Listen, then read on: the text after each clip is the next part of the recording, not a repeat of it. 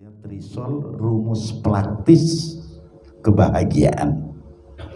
Trisol yang dimaksud bukan trisol di elektoral bukan. Artinya di pemilihan umum bukan. Trisol di sini maknanya adalah 3 sol. Sol, sol, sol. Pertama, agar kita bahagia di dunia dan akhirat, sol yang pertama adalah sholat. Kenapa kok sholat ini menjadi hal yang utama dan pertama bagi kehidupan? Kini sholat adalah memang perintah Allah. Fa'aqimus sholat. Artinya kita diperintah oleh Allah untuk mendirikan sholat. Kalau kita berbicara sholat, nah tentunya tidak lepas dari Isra dan Mi'rajnya Rasulullah sallallahu alaihi wasallam, karena beliau yang mendapatkan anugerah 50 kali sehari semalam dan kemudian turun-turun dipraktekkan di umatnya jadi 5 kali. Tapi sebelum itu para nabi termasuk Rasulullah sholat ini cuma 2 kali, pagi 2 rakaat, sore 2 rakaat. Ini yang dilakukan. Sehingga Rasulullah sallallahu alaihi wasallam ini banyak menekankan kepada manusia, sampai di kitab Lubabul Hadis itu dijelaskan, ittaqullaha fis sholat, ittaqullaha fis sholat, ittaqullaha fis sholat. Rasulullah nyuruh, ittaqullaha, takutlah engkau kepada Allah, fis sholat, di dalam melaksanakan sholat. Ini Rasulullah sampai 3 kali ngendiko atau ngomong. Berarti sholat ini adalah sangat utama, sangat agung yang wajib kita praktekkan selaku hamba Allah. Tidak ada yang bisa nolak. Dalam kondisi apapun kita wajib sholat. Bepergian ada jamak, ada qashar, sakit juga ada sholatnya. Apapun kondisi kita wajib dan tetap melaksanakan sholat. Loh, kalau berbicara sholat, ini kita tahu di dalam sholat itu rukun Islam ada semua di sana. Syahadat itu kan rukun Islam. Kita sholat membaca syahadat di terakhir, di tahiyat awal, tahiyat akhir kita membaca asyhadu an la ilaha illallah wa asyhadu anna muhammadar rasulullah. Syahadatnya ada. Kemudian puasa. Puasa ini kan artinya imsak, menahan diri. Nah begitu kita sholat, kita menahan diri. Yang tadinya nasi itu halal di depan kita, saat sholat nasi ini jadi haram. Kalau tidak percaya buktikan, pas sholat makan pisang goreng, apalagi jadi imam. Begitu jadi imam di masjid, begitu Allahu Akbar sambil makan pisang goreng, bismillahirrahmanirrahim. Kalau nggak ditempeleng oleh orang sak masjid, jangan bilang masbur nanti. Begitu kita melaksanakan sholat, kita sudah harus imsak, menahan diri. Barang yang tadinya halal dilarang untuk kita makan. Air setetes pun kalau kita minum itu menjadi membatalkan sholat. Artinya puasa masuk juga di dalam praktek sholat. Zakat ini kan artinya zakayatski, zakatan, artinya suci. Orang sholat tentunya diawali dengan kesucian, baik zahir maupun batin. Yang nampak adalah wudu. Nah ini. Begitu masuk sholat, kita sudah melakukan kesucian agar apa? Praktek sholat kita sesuai dengan aturan syariat Islam. Lalu bagaimana kalau dengan haji? Haji jelas, satu orang sholat menghadap kiblat. Kiblat itu adanya di Mekah. Praktek kita sholat, badan kita menghadap kiblat, mata kita menghadap tempat sujud, hati kita menghadap Allah. Ini hakikat sholat yang sebenarnya. Inti sholat yang sebenarnya adalah khusyuk, itu rohnya sholat. Nah kalau kita kan sholat secara syariat, kadang-kadang begitu Allahu Akbar, ingatnya sudah kemana-mana. Yang tadi nggak terbayang, begitu kita sholat bayangan sudah kemana-mana. Artinya pikiran kita ini sudah melayang, berjalan sendiri sesuai dengan frekuensi kehusuan yang tidak jalan. Nah, makanya sholat di sini pentingnya. Makanya kata Rasulullah sallallahu alaihi wasallam, man taraka sholata muta'ammidan faqad kafara jiharan. Man, barang siapa taroka yang meninggalkan, siapa man as-sholata pada sholat muta'ammidan dengan sengaja, faqad maka sungguh kafaro menjadi kafir jiharan dengan jelas, dihukumi ingkar, dihukumi kafir. Dan makanya orang Islam yang ngaku Islam kemudian tidak sholat, ini kata Rasulullah, bukan kata saya. Rasulullah kalau sengaja muta'ammidan, dia tidak ada unsur udzur, sengaja, ini dihukumi ingkar, ingkar yang jelas, yang pasti. Makanya hati-hati kalau kita memang tidak sholat, segera kita qodok sholat kita, kita bayar. Karena apa? Kaya kita belum pasti, jadi pejabat belum pasti, tapi kalau mati pasti. Nah, di sini tentunya kalau sudah mati ini pasti, apa yang akan kita bawa pertama kali? Karena pertanyaan di alam kubur yang pertama kali hisabnya dipertanyakan adalah tentang sholat. Nah, dengan sholat kita bersama-sama, dengan sholat berjamaah saja pahalanya luar biasa. Kata Nabi, alaika bi sholatil jamaah fa innaha indallahi kamasyika ilal haji wal umroh. Makanya kalau kita ini orang tidak punya, tidak usah nguyuh mau berangkat haji, nggak usah. Karena apa? Dalilnya haji ini jelas, walillahi ala nasi hijjul baiti manistato'a, bagi orang yang mampu. Nah, kalau sudah kita tidak mampu, tidak perlu nguyuh. Cuman ada resep dari Rasulullah, ada kalimat alaika. Alaika ini adalah kata benda yang bermakna perintah. Alaika senantiasa atau membiasakan kalian, alaika bisolatil jamaah, dengan sholat berjamaah, membiasakan dengan sholat berjamaah. Fa innaha, karena bahwa sesungguhnya sholat jamaah indallahi, di sisi Allah, kamasyika, sebagaimana engkau pergi ilal haji wal umroh, sebagaimana engkau berangkat haji dan umroh. Nah, cuman kalau kita membiasakan sholat berjamaah jadi kebiasaan, jadi akhlak, kebiasaan, ini pahalanya sama dengan orang berangkat haji. Tapi kalau dibiasakan, kalau baru sekarang dengar, besok mulai jamaah, lagi 3 hari pensiun, 4 hari tidur, 5 hari sudah goodbye, ini tidak boleh. Apalagi kebiasaan sholat berjamaah, karena pahalanya kayak berangkat haji. Tahu-tahu bapaknya berangkat, ibunya yang di rumah ada tamu, ditanya, bapaknya kemana bu? Oh, bapaknya lagi berangkat haji. Tidak boleh bahasa ini dijelaskan. Karena apa? Yang namanya pergi ke masjid berjamaah hakikatnya berpahala haji, tapi syariatnya umum. Jangan dikit-dikit selamatan dulu 1 piring, bapak nih mau berangkat haji ke masjid, selamatan, besok lagi, habis-habisan nanti. Artinya secara hakikat berangkat haji, tapi secara syariat sholat berjamaah. Ini pentingnya.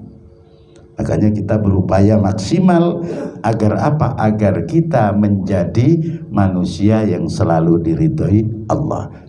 Sholat ini maknanya adalah hubungan hamba dengan Allah. Itu pertama. Pertama, kalau kita ingin bahagia, kuatkan dulu hubungan makhluk dengan Khalik. Itu. Yang menciptakan kita siapa? Allah. Kita ini makhluk. Nah, makanya kuatkan dulu. Baru yang kedua. Sol yang kedua adalah solawat. Solawat ini adalah bukti cinta kita kepada Rasulullah Muhammad sallallahu alaihi wasallam. Perintahnya sudah biasa jelas.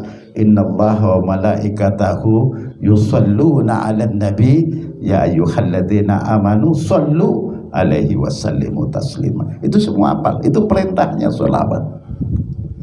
Tapi sholawat ini memang betul-betul bisa melebur dosa kita kalau kita istiqomah. Kata Rasulullah, sholatukum alayya mahaqotun. Sholawat kalian untukku menjadi pelebur dosa. Nah, makanya jangan pelit-pelit dengan sholawat. Diam-diam tuh baca sholawat. Yang penting sholawatnya agak santai, jangan ngebut. Karena apa? Karena kita tidak dikejar apa-apa. Jangan ngebut. Sallallahu ala Muhammad, sallallahu ala Muhammad bisa. Mau baca sholawat naria tadi bisa. Sholatan kamilatan dan serutnya. Munjiat juga bisa.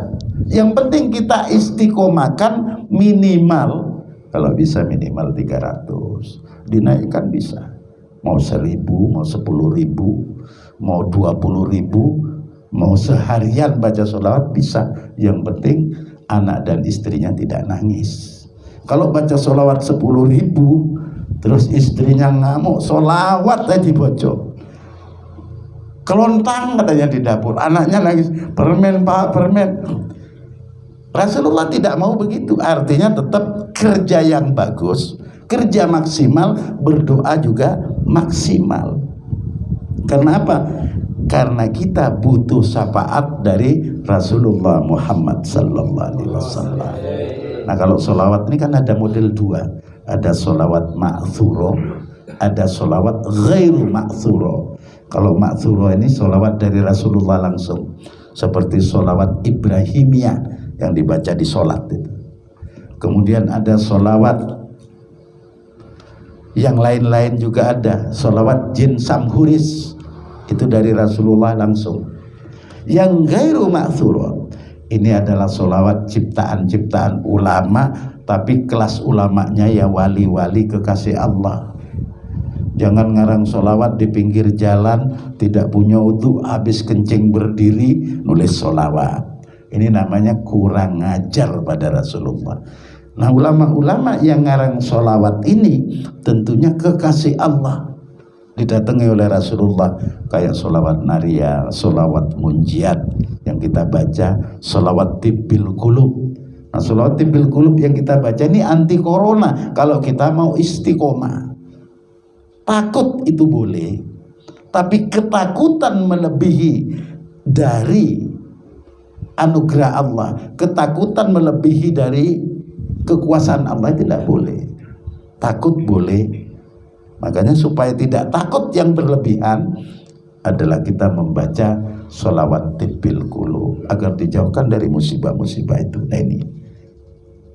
Nah itu sholawat. Tentunya sholawat karena menjadi kebiasaan dan rutinitas kita, tidak perlu kita bahas.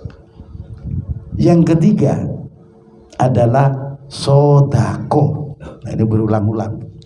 Kalau sholawat adalah hubungan kita kepada Rasulullah sallallahu alaihi wasallam. Karena apa? Rasulullah ini manusia utama. Baru sekarang sodako sifatnya adalah antar manusia ke manusia. Sodako terus saja dibicarakan, apa ada dalilnya? Ada. Kalau urusan dalil itu banyak. Wa ma anfaqtum min syai'in fahuwa yakhlifuhu.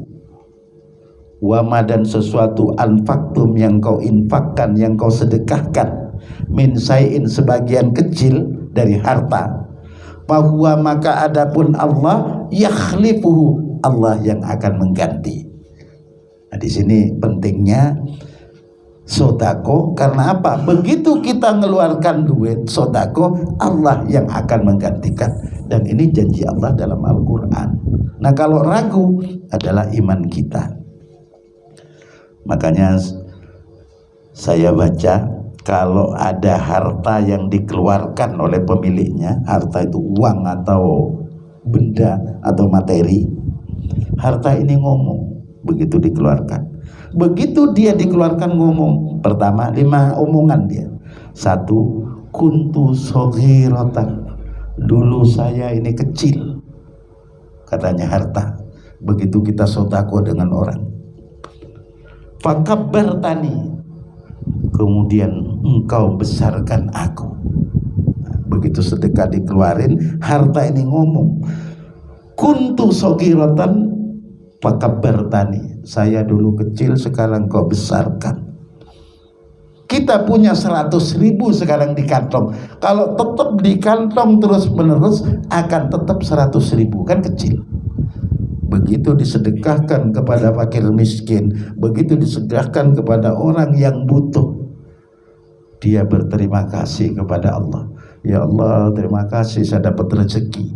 Saudaranya ikut makan karena pakai beli beras, anaknya ikut makan, semuanya ikut makan. Harta yang 100.000 ini jadi mengenyangkan sampai 10 orang. Yang kecil jadi besar.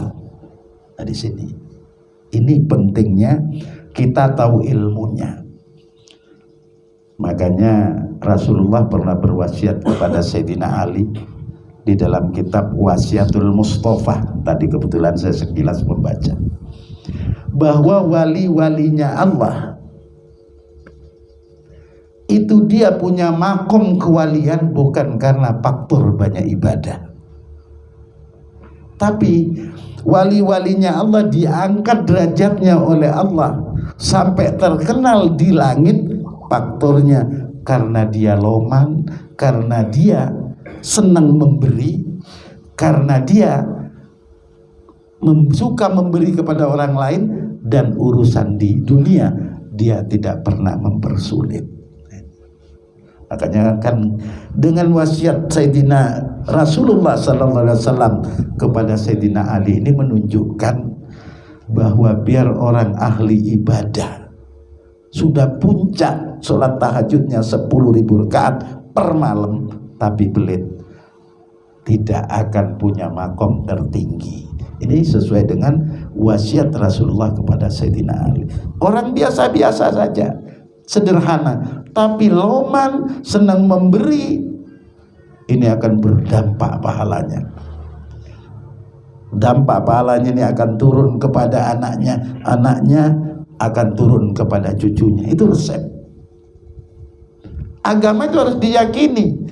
Kadang-kadang kita merasa punya duit, begitu mengeluarkan kepikiran, mikir, dipikir terus, akhirnya nggak jadi dimasukin lagi.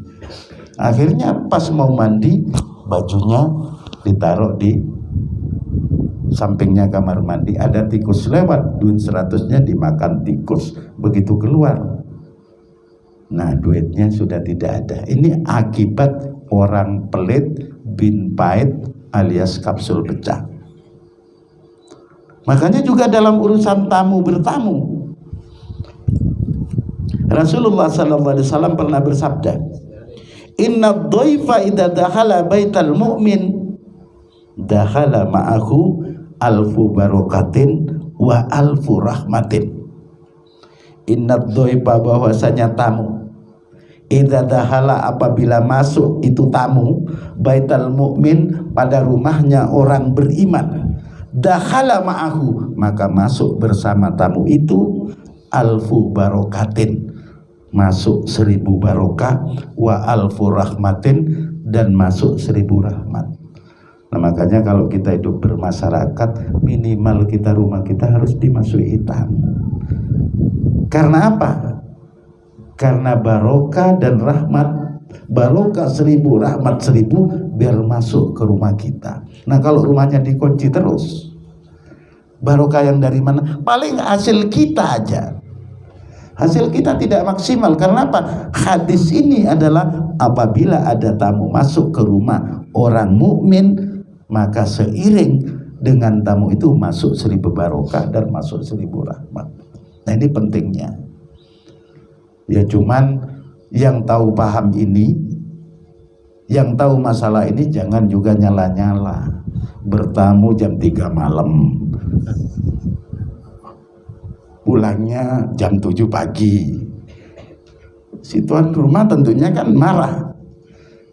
Atau bertamu juga salah, pas sholat bertamu, pas suami istri tidur ketok pintu, assalamualaikum, assalamualaikum, ujung-ujungnya mau pinjam duit. Nah, ini kan repot. Nah, dengan adanya kita bersodako inilah sangat luar biasa. Itulah tadi kuntu sogirotan, kata uang atau harta yang disodakon. Saya dulu ini kecil, fakabar tani, kemudian kau besarkan karena manfaatnya lebih luas. Kemudian ucapan yang kedua, harta yang disedekahkan ini kunta harisi fal'ana sirtu harisaka. Kunta, engkau dulu harisi, menjagaku, kata harta. Fal'an, dan sekarang sirtu, aku menjadi harisaka, menjadi penjagamu. Yang dimaksud begini, kita ini punya uang, kadang-kadang ditaruh di dompet, biar enggak hilang kan kita jaga.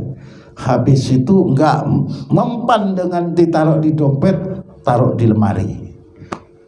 Enggak mempan taruh di lemari, dikunci rangkap dua lemarinya. Habis dikunci rangkap dua, ngomong ke istrinya, "Dek, jangan pernah masuk ke kamar ini karena ada uang." Dikunci lagi kamarnya. Lebih gaya lagi, istri dan anaknya suruh keluar, rumahnya dikunci gara-gara ada duit. Yang jaga duit ini siapa? Manusia kita. Kita bingung, takut ada apa? Takut ada maling, ada pencuri, ada orang nipu. Yang jaga duit kita. Begitu duit disedekahkan, fal'an sirtu harisaka, maka sekarang aku yang menjadi penjagamu, kata duit. Karena apa? Dengan sodako ini, begitu nanti masuk ke alam kubur, begitu datang malaikat mau nyiksa, datang makhluk. Loh, kamu siapa kok menghalangi malaikat mau nyiksa? Loh, saya kan sodakohmu tak dulu. Nah, ini bahwa sodako uang yang kita berikan yang bermanfaat ke orang lain, ini jadi penjaga kita kalau dikeluarkan. Kalau ada di kantong dan di ATM, yang jaga kita. Jangan-jangan kena hacker, jangan-jangan anak saya ngambil di dompet, jangan-jangan uang dibantal, disikat istri. Pikirannya bingung. Tapi kalau sudah sodako, nah disinilah yang akan menjadi penjaga kita. Itu jawaban omongan daripada uang atau harta yang disedekahkan. Yang ketiga, kuntu aduan ba'ahbab tani. Dulu aku menjadi musuh, dan sekarang engkau cintai. Nah, uang ini kalau di rumah ini kan memang kadang-kadang resiko. Banyak punya uang di rumah, ada tamu, "Assalamualaikum Pak, pinjam duitnya." Oh, enggak punya duit, saya enggak punya. Nah, uang ini mikir, kok aku tinggi pembohongan aja. Nah, dimusuhi uang. Atau datang lagi orang mau minjem duit, ngomong si orang itu, bisa kalau mau pinjam duit bisa, yang penting sekarang bunganya 10%. Nah, padahal kapan yang namanya duit ini ditanam di kebun, di tamannya tidak pernah, kok tahu-tahu berbunga 10%. Nah, duit ini kan tentunya merasa selalu dijadikan musuh. Orang tidak pernah dia berbunga dikatakan berbunga. Nah, di sini yang dimaksud, makanya kata duit kuntu aduan fa'ahbab tani. Begitu disedekahkan, engkau telah mencintai aku. Kenapa dikatakan cinta? Karena diberikan ke musola, ke masjid, diberikan yang manfaat. Jadi dia menjadi cinta, dicintai oleh orang itu, jadi hal yang manfaat. Yang ketiga, empat, kuntu faniatan babakhaitani. Dulu aku nih gampang hilang, gampang hancur. Masuk kafe 1 juta tompes. Begitu sudah sekarang disedekahkan uang, jawab babakhaitani. Sekarang saya dikekalkan. Dikekalkan kenapa? Karena sudah jadi sodako ke wakaf. Kalau ke KP 1 jam hilang, ke KP hilang. Tapi begitu dikekalkan lewat sodako ke wakaf, jadi kekal sampai kiamat. Uang ini akan mengalir. Nah, ini uang itu ngomong sendiri. Ini kita petik dalam kitab Turatul Nasihin. Kemudian yang ke-5 uang itu ngomong kuntu qalilatan pakassartani. Dulu aku ini sedikit, pakassartani, sekarang kau perbanyak aku. Nah, ini sesuai dengan janji Allah. Masalul ladzina yunfikuna amwalahum fisabilillah kamasali habbah ambatat sab'a sanabila fi kulli sumbulatin mi'atu habbah wallahu yudha'ifu liman yasha wallahu wasi'un alim. Ini sesuai dengan janji Allah. Allah menjanjikan 1 jadi 7 jadi 700, kemudian dilipat gandakan sodako 1 jadi 700. Ini janjinya Allah dalam Al-Quran. Nah, makanya kata uang yang disedekahkan kuntu qalilatan fakassartani. Dulu aku sedikit, sekarang kau perbanyak. Nah, ini pentingnya. Orang cinta harta boleh, tapi kalau gila terhadap mencintai harta itu tidak boleh. Karena apa? Ending akhir dari perjalanan manusia adalah pasti mati. Nah, itu biar kita ini rohani kita, hati kita membiasakan tangan kita menjadi ringan untuk memberi, untuk memperhatikan kalau ada orang tidak punya. Karena itu resiko kalau sampai kita melupakan itu. Karena janji-janji Allah ini tidak mustahil, janji-janji Allah ini adalah pasti. Mudah-mudahan kita bersama bisa mengambil hikmahnya sehingga bermanfaat untuk kehidupan, untuk keluarga kita, dan untuk jamaah masbuk. Terima kasih. Wassalamualaikum warahmatullahi wabarakatuh.